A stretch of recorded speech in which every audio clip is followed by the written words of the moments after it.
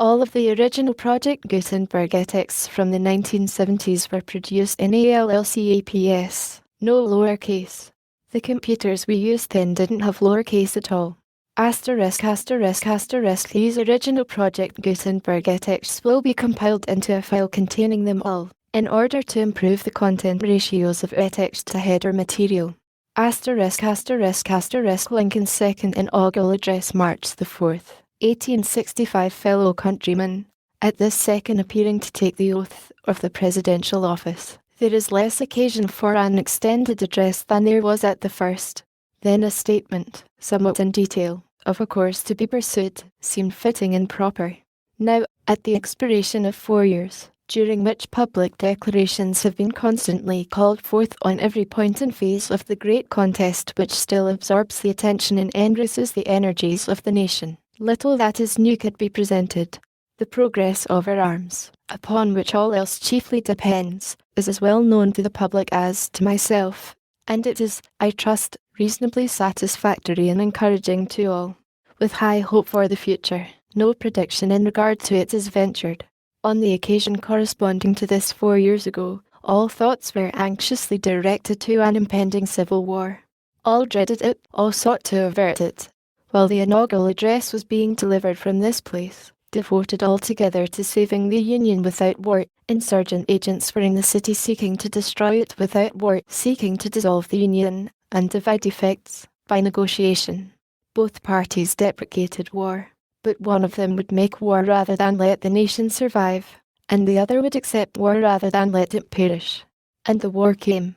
1/8 of the whole population were colored slaves, not distributed generally over the Union, but localized in the southern part of it.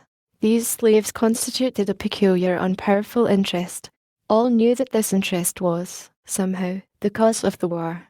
To strengthen, perpetuate, and extend this interest was the object for which the insurgents would rend the Union, even by war, while the government claimed no right to do more than to restrict the territorial enlargement of it.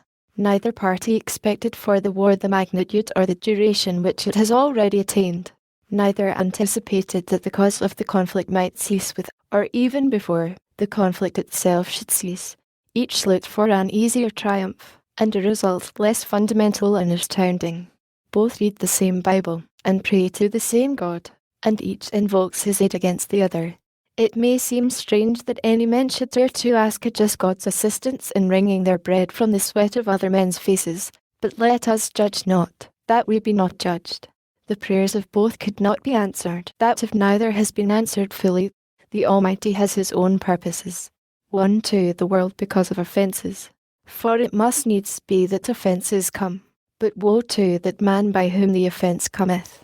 If we shall suppose that American slavery is one of those offences which, in the providence of God, must needs come, but which, having continued through his appointed time, he now wills to remove, and that he gives to both North and South this terrible war, as the woe due to those by whom the offence came, shall we discern therein any departure from those divine attributes which the believers in a living God always ascribe to him? Fondly do we hope, fervently do we pray, that this mighty scourge of war may speedily pass away.